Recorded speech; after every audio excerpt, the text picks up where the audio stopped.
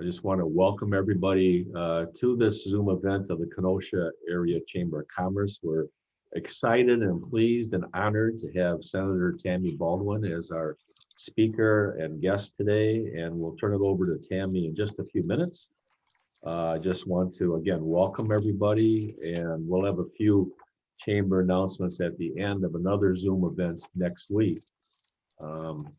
We're anxiously looking forward to doing some in-person events pretty soon, as the safety guidelines dictate.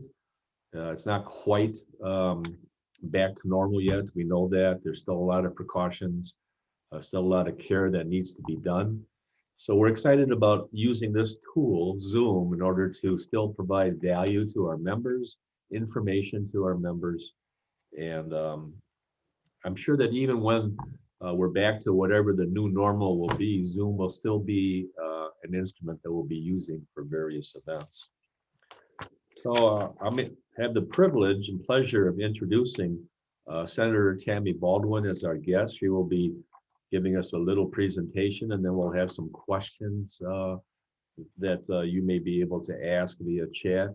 Remind everybody to please stay muted during the presentation, and you can, when the chat is open, you can ask your questions and I'll read them out, or the senator can read them and provide some answers to them.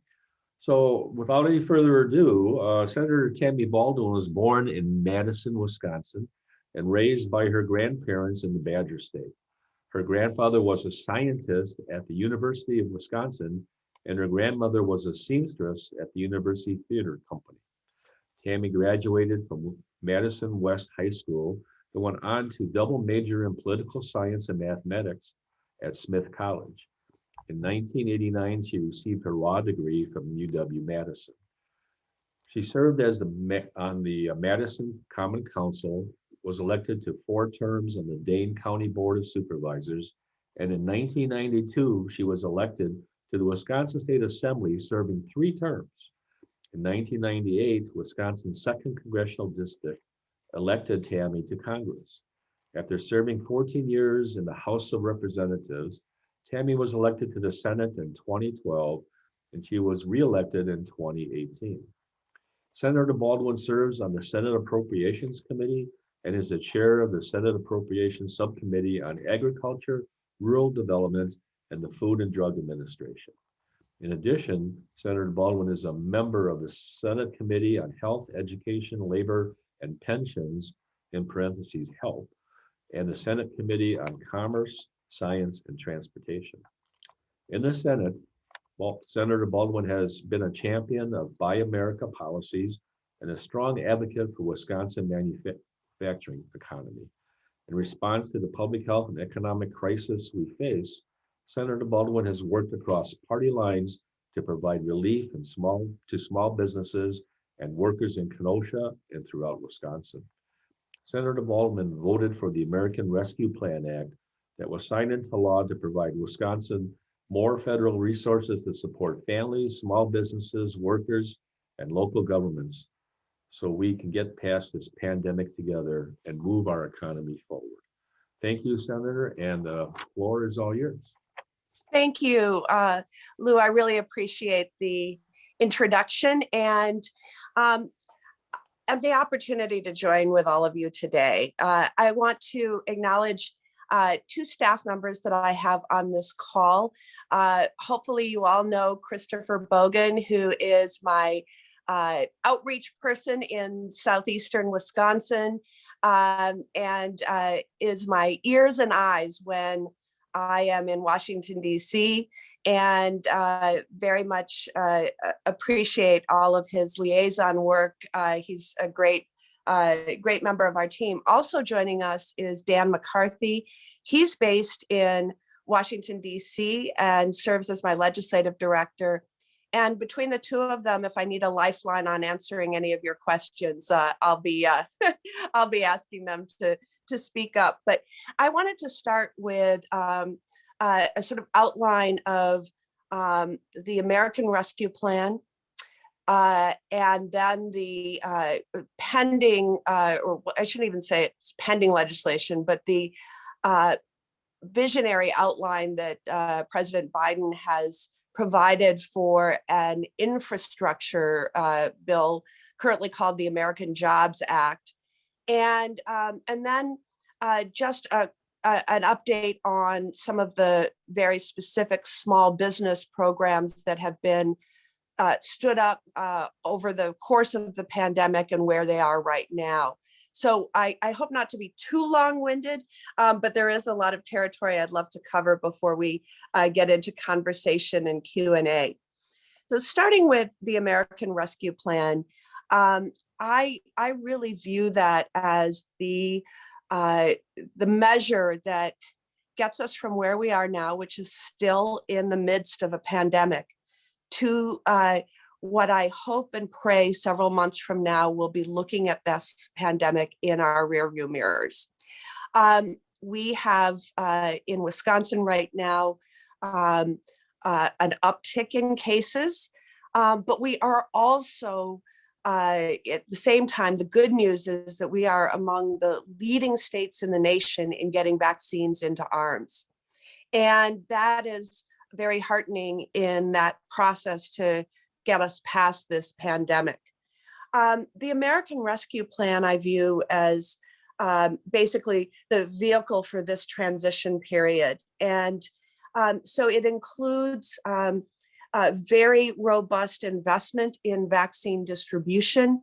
And again, that funding has really been helpful to Wisconsin becoming a national leader and getting shots into arms. And it also includes a provision that I pushed very hard for, which is something that helps us track and monitor variants or mutations of the virus. While all the variants that we have seen so far have been effectively thwarted by the vaccines available, the worst fear I have, and I think the biggest threat to seeing this pandemic behind us, would be a variant that emerges that isn't able to be thwarted by one of our vaccines. And we could find ourselves back to almost day one if that happened, and that would be horrible. So I have been able to champion a provision in the American Rescue Plan that allows us to track far more of the positive tests. Basically, they do genomic sequencing of a positive test, and we can see where new variants are emerging by virtue of that tracking. And Wisconsin is also playing a lead role in doing that. We're able to track a very significant percentage of our positive tests.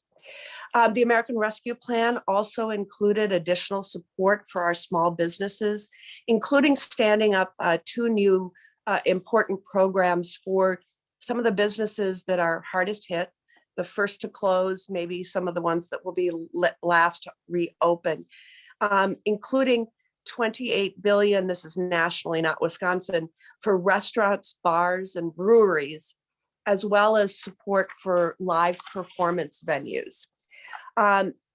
Again, these businesses have been the first that needed to shut their doors and have been gradually reopening, sometimes at very limited capacity.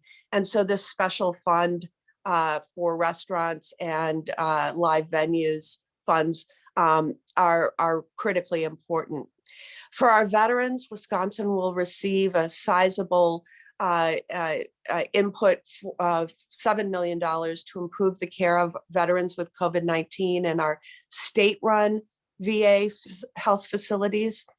And local governments, as well as the state of Wisconsin, will receive in total across the state more than $5 billion in aid as they have been on the front lines of the COVID response.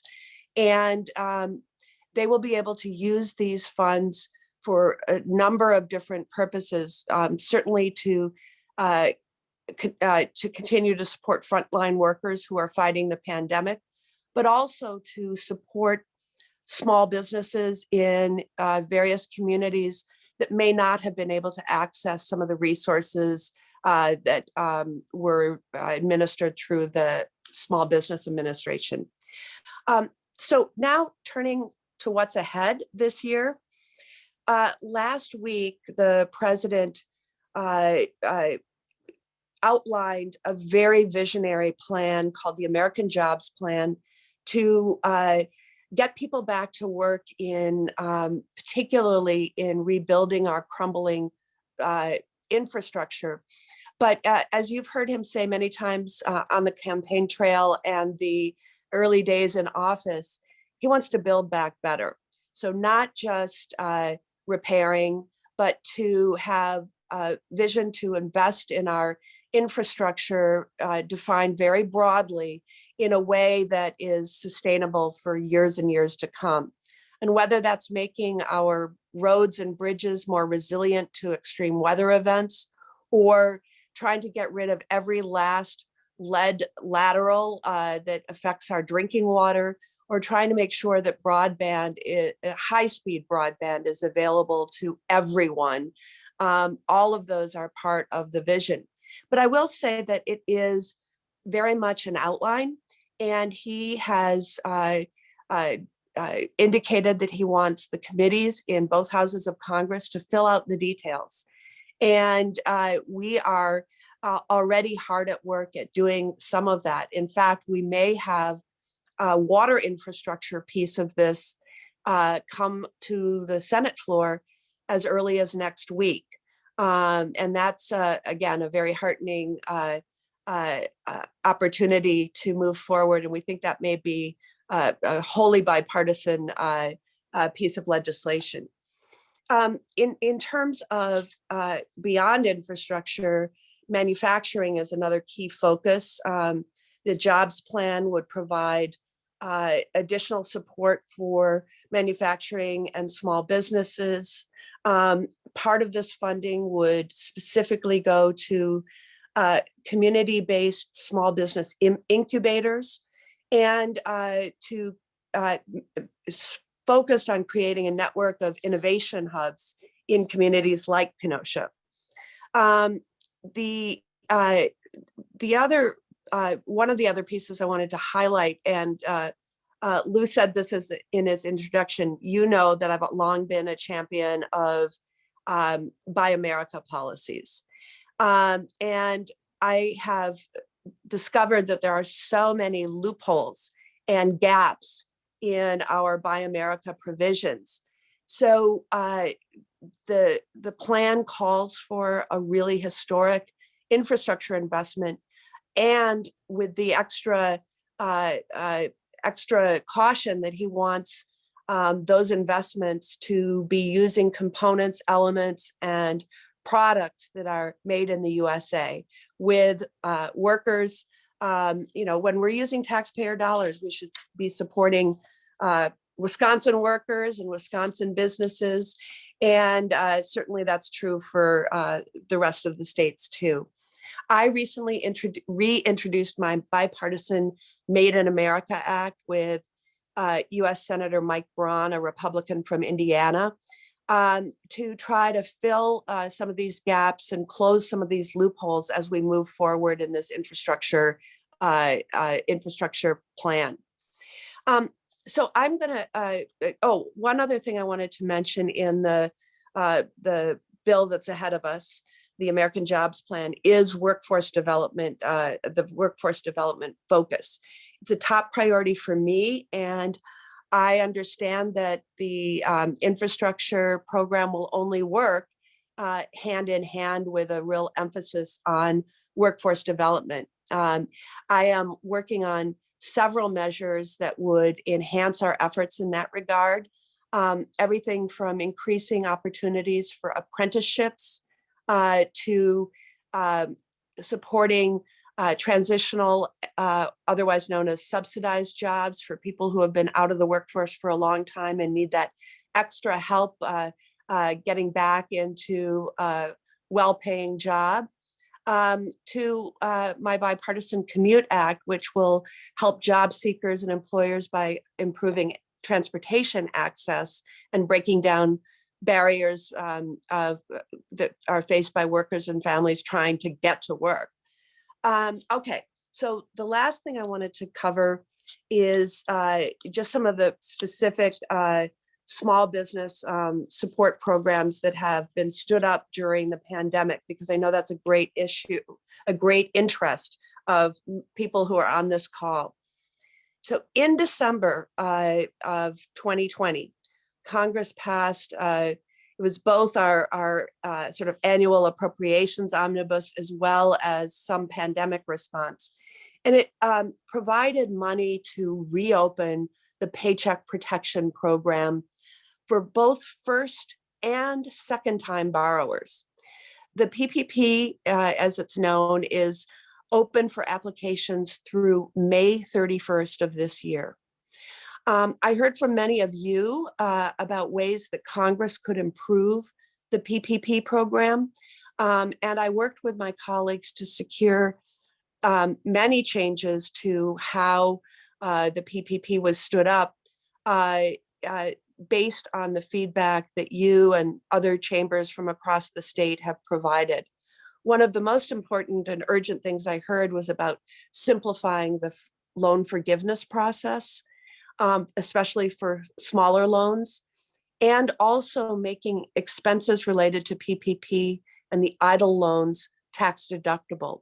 And we were able to get both of those issues addressed in this bill that passed in late December. I was also able to ensure that that act included a reform that allowed the PPP program to cover the costs of damage as a result of civil unrest. This includes damages to businesses in Kenosha following last summer's civil unrest. Businesses need to be otherwise eligible to receive the PPP in order to receive aid for these costs. And then I worked with colleagues across the aisle to push for funding for live venues. And I'm so glad that the shuttered venue operator grant program was included in COVID relief legislation. So this is specifically focused on entertainment venues and related businesses.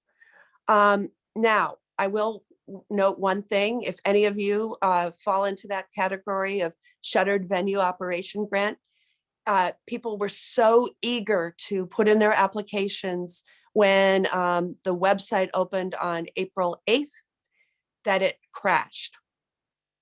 I am so sorry. It's not my fault, but buck stops here. So we are working as hard as we can to stand that up. The program is still there. And but sadly, we haven't worked all the kinks out on that website, but we will get it up and running. I also want to mention the small business provisions in the American Rescue Plan that I didn't mention earlier. I did reference the support for restaurants, bars, catering companies, and other food service businesses that have lost a lot of money and a lot of business during the pandemic. This is very similar to the Restaurants Act, which I supported. Now, we haven't, the application period has not yet opened for that, but there's certainly hoping to have it open as soon as possible. The ARP, or the American Rescue Plan, also provides $15 billion in targeted $10,000 grants under SBA's EIDL program to some of the hardest hit programs. And the bill also allows the funds that are directed to states and localities to be used for those governments, either at the local level or state level, to create their own small business financing programs. I think this is so important, especially for those businesses that just haven't been able to access money through the PPP program or the EIDL program. And we know certainly that there are businesses that fall into that category, and we want to make sure that localities that know those needs have the wherewithal and flexibility to help out. I will also, and I'm about to end here, but also wanted to tell you about a fix that we are, that's mostly addressed, but we still have a little bit more work to do. Again, this is a bipartisan fix that I led with Senator Thune of South Dakota, which addresses the needs of small businesses, small agricultural businesses to access the PPP program. Those of us in Wisconsin know that agriculture has been on very, very hard times in recent years, dairy in particular. And of course, we're America's dairyland. So this is something that I take very seriously. I heard from one family farm couple who last year applied for a PPP loan and got found eligible for $80. That's 80. Why? Because those loans are based either on payroll or on profits from the prior year. Well, think about that. A family farm often has no payroll. It's the members of the family who work the farm. And if you base the loan size on profits, we know that many of our farms did not pull a profit in 2019, as that was a very, very hard year in agriculture and dairy specifically. So John Thune and I pushed for allowing those loans to be determined by gross revenues from the prior year, not profits. And that opened up a lot of new opportunities for family farms. We're not done yet because we're having a fight with the department over whether partnerships are an eligible business entity. And we're going to keep on pushing that fight so that they follow congressional intent. But anyways, I knew that you wanted me to go into a little bit more detail on the small business relief programs. And so thank you for standing with me or sitting by as I went through a little more detail. And now I would be happy to turn it back for some Q&A and conversation. Well, thank you, Senator Baldwin. I appreciate the remarks. I'm sure everybody does. I see a couple of questions on the chat. Do you see those too, Senator? I am sadly on an iPhone right Okay. now, so my screen is very limited to a couple people at a time. Well, I'll ask the questions then and indicate who has asked them, if that's okay with everybody here. This comes from Carl Kopp from Society's Assets. Regarding the PPP, he questioned that's for companies under 300 employees only. That is correct? That is my belief. And Dan, if I say anything wrong, it's your, you can jump in and correct me. But yes, Yeah. that's my. Yeah, I think it's a little complicated, but the general rule that the SBA sets is 500 employees for eligibility. However, there is some wiggle room around that because there's another definition that's industry specific. So even in some cases, if the business is larger than 500, you may be eligible. So what I can do is send the details of this answer in the chat that the SBA, because they have a very useful FAQ, and it's very industry specific when you look at that latter category of businesses that are larger than the 500. So I'll go ahead and put that in the chat. If I recall, what Dan's referring to is maybe a larger business that it has numerous facilities, and each facility might be under 500. This is especially true in say some restaurant chains, et cetera, some healthcare settings. And it kind of depends how the business is structured, but that you can use a facility-based rather than a company-wide formula.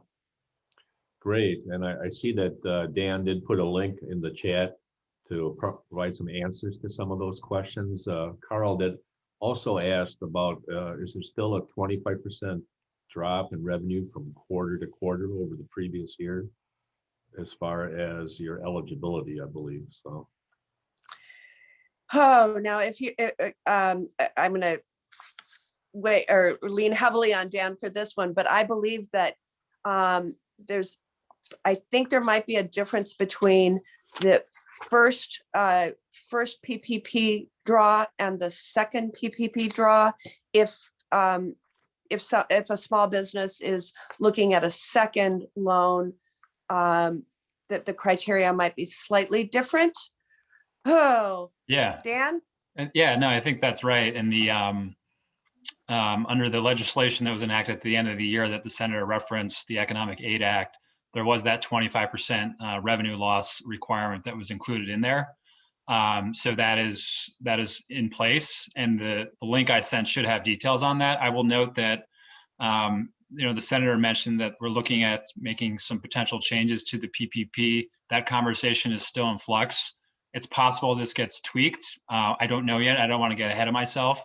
But what I can do is make sure that any future legislation that could affect eligibility, I'll make sure that we get you guys the details to see if this issue is changed. But right now, that 25% requirement is in place. Okay, well, thanks. And I would that link add, will- Go I would ahead, I'm add, sorry. Lou, that I believe that a lot of the information that Dan is putting into the chat is also available through my website, baldwin.senate.gov. And so those same links should be available along with some frequently asked questions. And we, as guidance comes out related to the American Rescue Plan, which does take a little bit of time, we're trying to update our website as efficiently as possible to reflect, the emerging story. Well, thank you. Next question I have came ahead of time. This came from State Representative Todd Onstead. When can we expect guidelines from Treasury on relief package for cities, counties, and the state? Well, we think that, so right now their plan is to release the funding in 2 tranches. The first will be in May, and the second will be in a year from that. And so we do know that they anticipate having the guidelines out before the money goes out. Obviously, ideally, you get as much advance warning on the guidance so you have time to plan for that first tranche of money. But I would say the outer deadline is May 15th, I think, because that's when the money will begin to flow. That said, I would encourage folks to ask questions about what is anticipated in the guidance. And let me tell you why. As we get questions from local units of government, we forward them on to Treasury, and they have been, I think, as they're promulgating their guidance, recognizing the top concerns and the top questions. They have been releasing frequently asked questions and answers as we move along. And so getting your questions in there, even if you don't get an immediate response in terms of the guidance, it will shape how they're putting their guidance out. I hope I'm clear when I'm talking about that, but they're certainly reading the input, and you can either go directly to them or through us. We're certainly aggregating the questions that we're receiving, and we can double team them in terms of saying, my constituents really want to know, can they use it for this or that, and how flexible will this aspect or that aspect be? So we are seeing some responsiveness even prior to the issuance of the guidance. Okay, great. I have another question from the chat. And I really appreciate the answers to as best as you can there, Senator Baldwin, I know, but you really haven't had much prep time on these. But from Dawn Grody, she asked, as an owner of 3 retail tax offices, this year has been very challenging for professional tax preparers. Are you aware of any additional support the state government will be providing to Wisconsin Department of Revenue in correcting tax returns filed prior to the mid-season tax law changes? Oh, that's a great question. So I'm not in a position to know as much about how the state is handling this as I am from our casework team about how the federal government is handling this. But obviously, a lot of the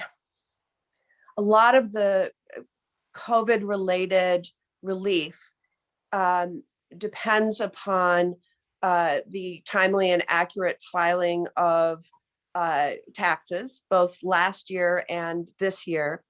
And we receive a lot of inquiries from constituents who, for example, should have but did not yet receive their direct stimulus payment, or need to have the IRS process taxes even from last year that have somehow gotten retracked through getting they've been delayed for some reason or other. So we've spent a lot of time on behalf of individual constituents trying to shake those answers loose and those refunds, et cetera. And now, of course, with the tax changes that were incorporated in the American Rescue Plan, which why don't I just quickly reference, it's going to be even more important that that folks have their taxes in or their tax returns in. So I'm going to talk about three provisions. You have an enhancement of the earned income tax credit. We have a very significant enhancement of the child tax credit.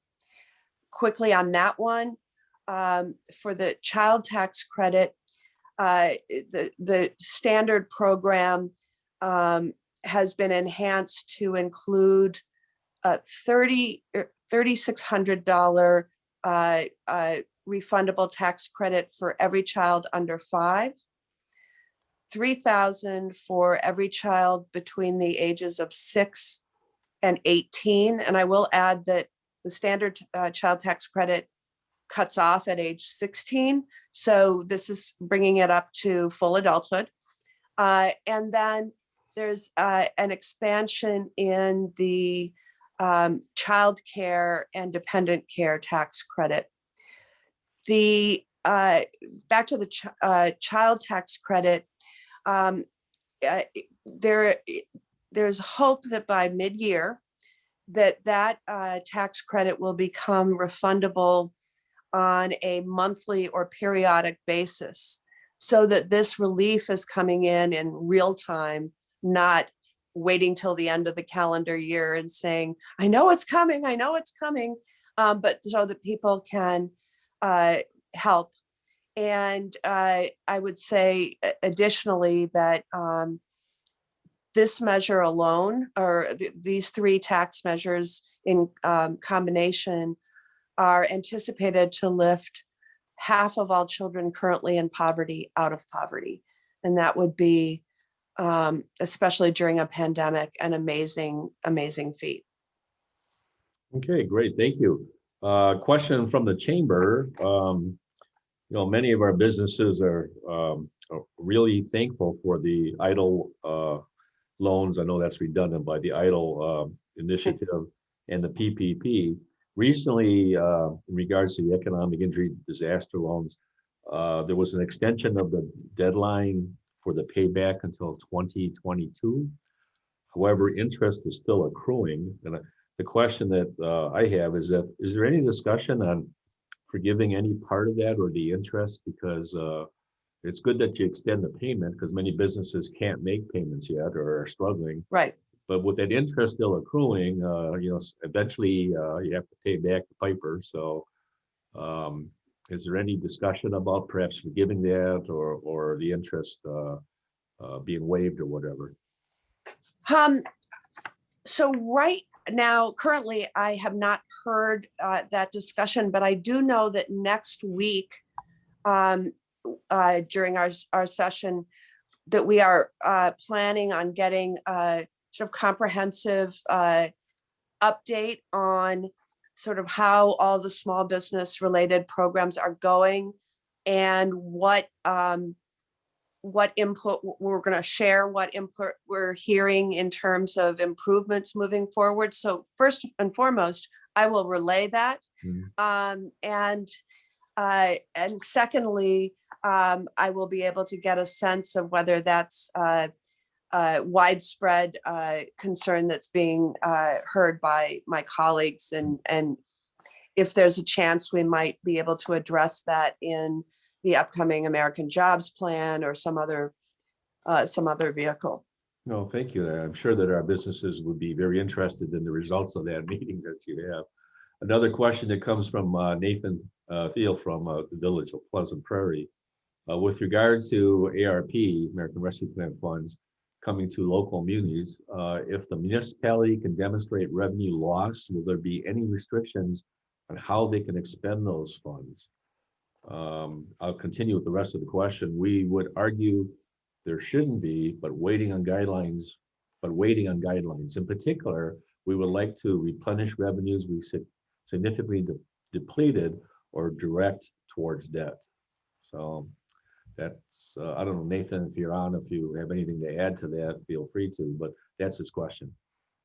Yeah, no, you asked the question very well, Lou. One thing that I'd say is to direct it towards replenished reserves if possible, but we're kind of waiting on guidelines and it still seems a little fuzzy or hazy. I know that they really want us to direct it towards capital expenditures, but in the case of revenue loss, it seems like there should be a little bit more flexibility. Yeah, my sense, especially in terms of, retention of frontline workers and other operational expenses, that's very much the intention of the congressional intent in terms of helping local governments. I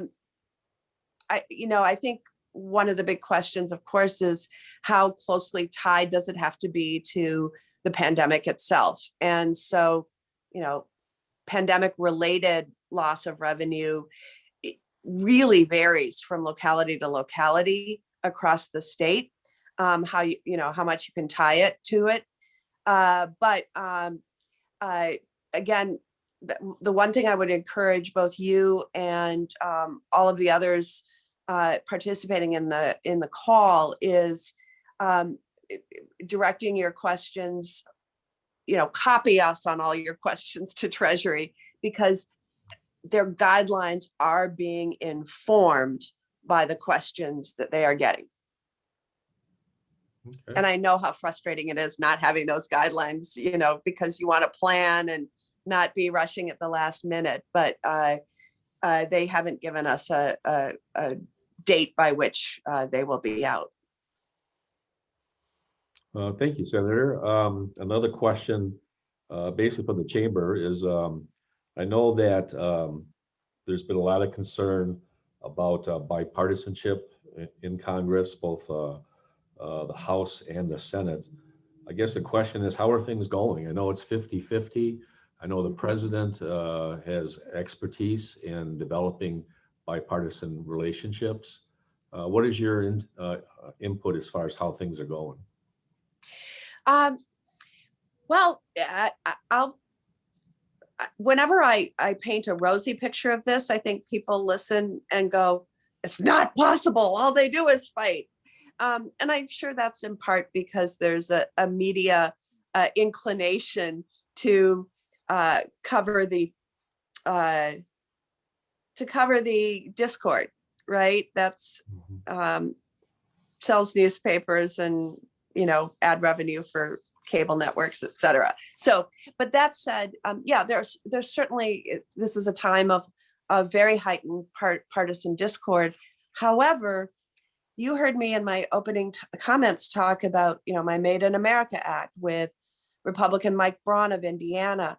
We team up all the time because we're each proud of the fact that we represent two states with the highest percent of manufacturing workforce in the country. You know, Wisconsin makes things. Kenosha makes things. That's part of our state's tradition. And Indiana is very much in the same vein. So we're frequently teaming up to figure out ways to strengthen our manufacturing sector, bring some of those offshored entities back to the US by supporting Buy America policies, and strengthening our supply chains, et cetera. Likewise, I was telling you about my work with John Thune from South Dakota, a Republican, on making sure that small family farms get the same access to the small business loan programs that other small businesses do, despite their unique status. And we've been successful so far, but we have some more work to do, again, because of some resistance in interpretation of whether partnerships can apply. And many of the small family farms are organized in that fashion. But regardless of that, you know, those are two great examples of bipartisan work. Next week, I really hope that we will take up the water infrastructure reauthorization bill. It came out of committee on a unanimous vote. Now, I don't sit on that committee. That's the Environment and Public Works Committee. But that would be a major sort of launch into the infrastructure bill that Joe Biden has announced, dealing with a significant portion of that. And yeah, it came out on a unanimous vote. And that's why we feel very optimistic that we can push it forward. Now, I think we will reach a time in this session, probably sooner rather than later, where the partisanship and one party trying to block the other from various actions will become a very visible issue again. And we'll deal with that as we approach that. But in the meantime, it's really good to see some bipartisan bills coming through. We think the week after next, we may be able to pass a measure. It's been known under a couple of different titles, the Endless Frontiers Act, and the other title has been like the American Competitiveness Act. But it deals with getting us back to being the lead country in the world on research and development and commercialization and innovation, because right now we're not in the lead in some of these major races in critical infrastructure, like development of 5G or dealing with semiconductors. There's a semiconductor crisis in the world right now with inadequate supplies, but we don't really have robust capacity to do any of that here. And I would add, you know, quantum computing and all these areas. Electric vehicle batteries. We need to be leading the world in these things as these transitions occur. And right now we're not. And so the measure that may come up, again, on a very bipartisan basis the following week would be a major effort to try to close that, not only close the gap that currently exists, but put us back in the lead where we should be. Okay. Well, that's thank you for that answer. That's interesting. We got time for a few more questions. I do have one more in the chat. This comes from Chris Finkel from the YMCA. And his question is, will your office be requesting community project funding for projects in Wisconsin, specifically Kenosha? Is there a process to submit requests, and is there a deadline? Okay, so if we're talking about, are we talking about earmark requests or congressionally directed funding? Or are we talking generally about programs like CDBG and other community development I don't know if you can get a clarification. Oh, earmarks. Okay, right. So yes, this year there is interest in both houses of Congress on a bipartisan basis of restoring some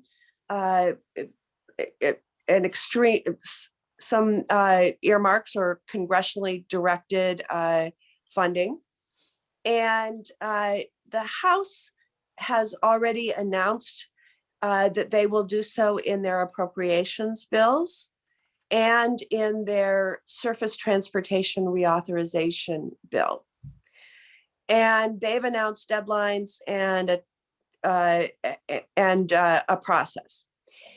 In the Senate side, there has not been an indication yet that they'll be earmarking in our surface transportation reauthorization bill.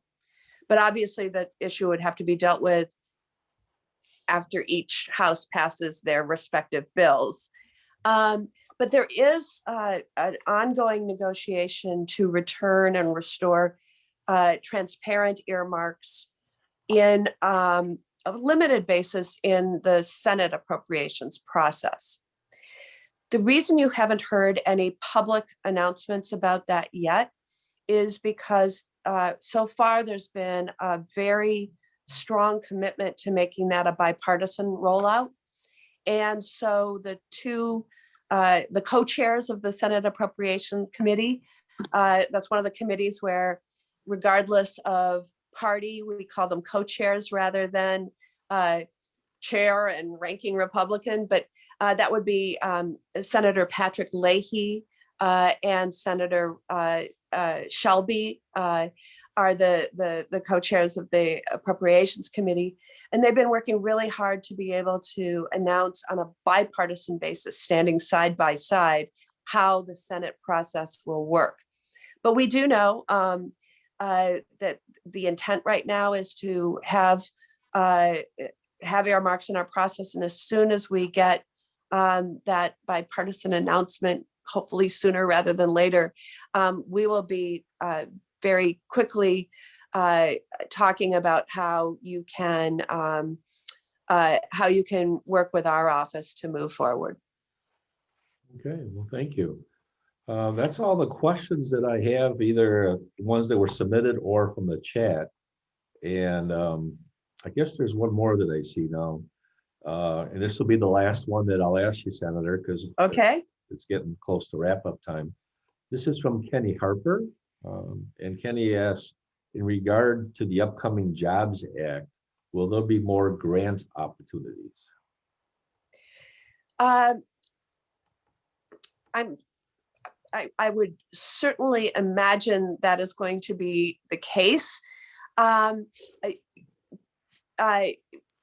would need, and maybe we can follow up after the meeting in terms of, like in what specific areas we're talking, but certainly the bill focuses a lot on infrastructure and manufacturing. And let me take one area, since part of Kenosha County is rural, that rural development often has funding available in loan form as well as in grant form. So, I imagine that would be a key part moving forward. And I imagine that the same will be true in other areas.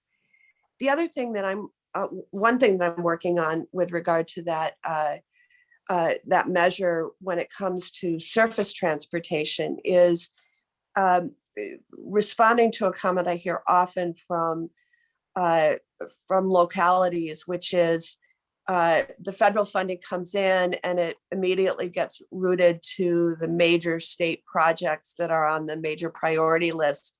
And even though some of the greatest needs are in our, not our interstates, not the US highways, but the smaller roads, that money never trickles down to the local level. And so we want to, if the undertaking really is as bold as the vision seems to be, we need to also make sure that there's support for town maintenance of many, many miles of roads, et cetera. Great. Okay, at this point, I guess, Senator, I'd like to give you just a few minutes to any closing thoughts or sharing any final comments that you may have. Then I'll share a few and then we'll wrap up the meeting. So go ahead, Senator. That's great. So thank you so much for everyone participating. I really appreciate the chance to outline some of our recent work and sort of preview what I hope will be ahead in the coming weeks and months. I hope I've made it clear that your input is really valuable to me. And that's everything from your questions so that we can direct those to the right agencies and try to double team getting answers quickly.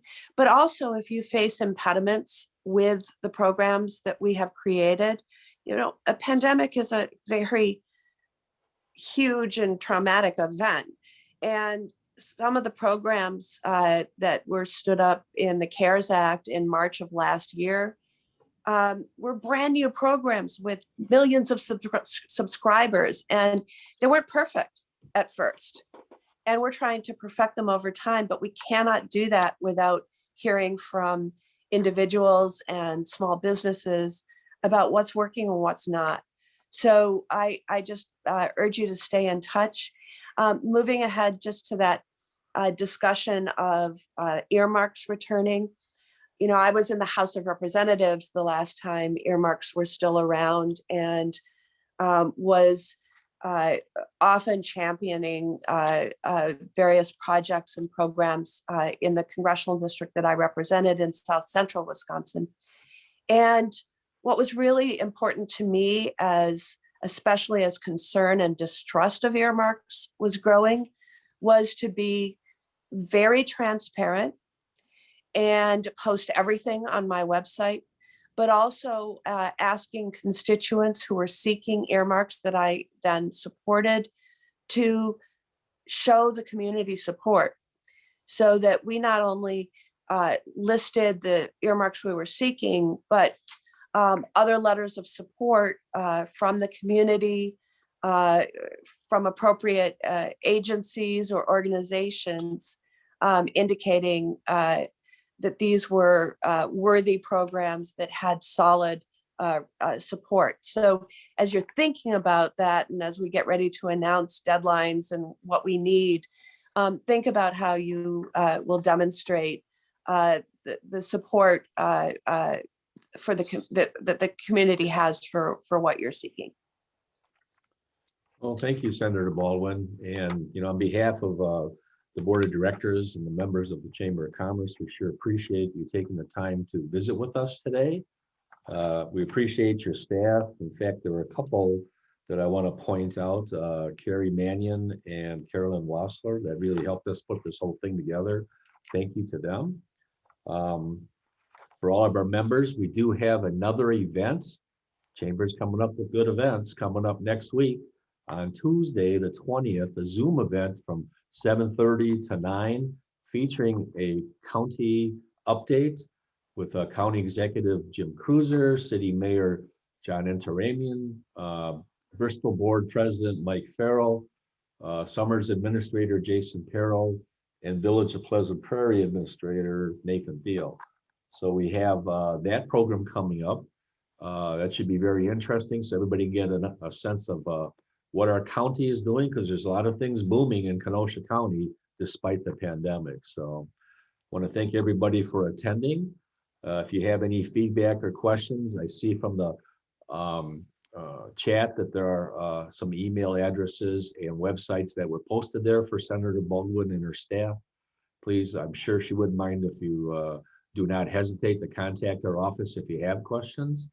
And as always, everybody, have a great Kenosha County day. Thank you.